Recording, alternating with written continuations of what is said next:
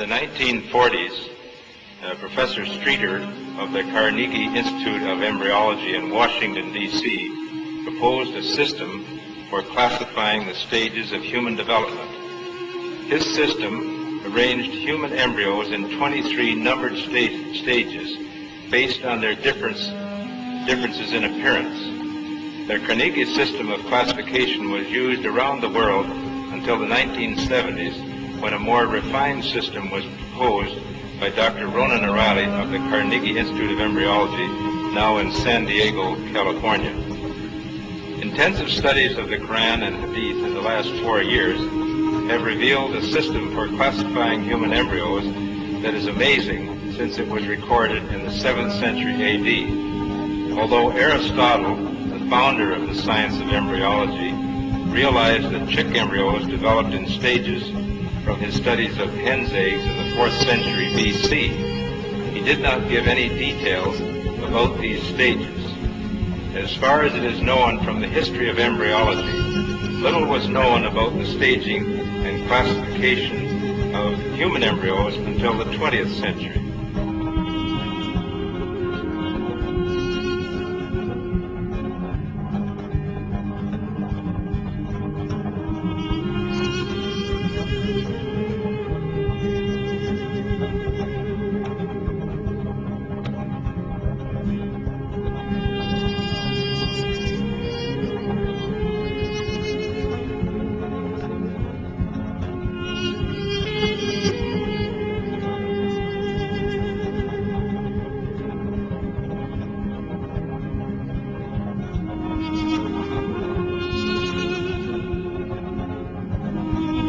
First stage is an adapt, and you'll have to apologize my pronunciation.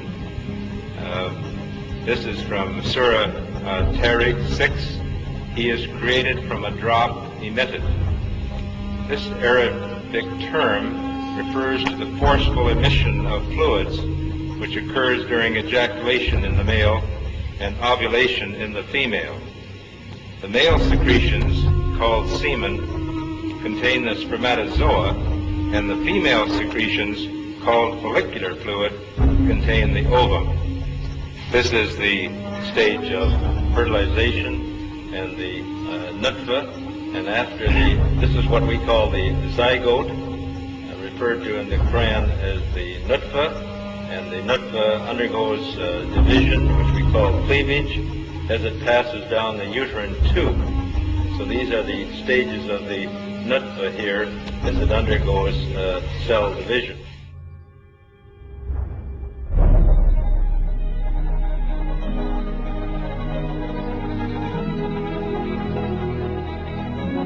Another important aspect of the information mentioned in the verses of the Quran is the developmental stages of a human in the mother's womb.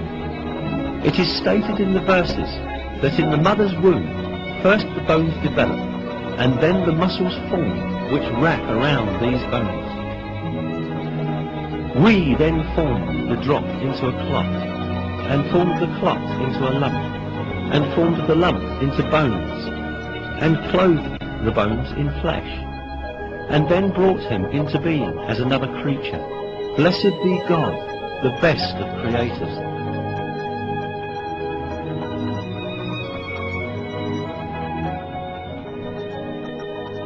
Embryology is a branch of science that studies the development of embryos in the mother's womb. Until very recently, embryologists assumed that the bones and muscles in an embryo developed at the same time.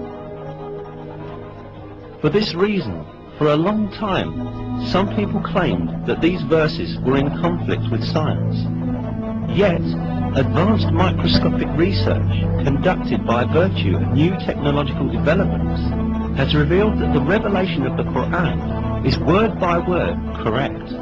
These examinations at the microscopic level show that the development inside the mother's womb takes place in just the way that is described in the verses. Obviously, life begins at the moment of fertilization when a single sperm fuses with an ovum to form a one-celled embryo or zygote. At this moment, the ultimate character of that new individual is decided. The Quran recorded these facts 1400 years ago.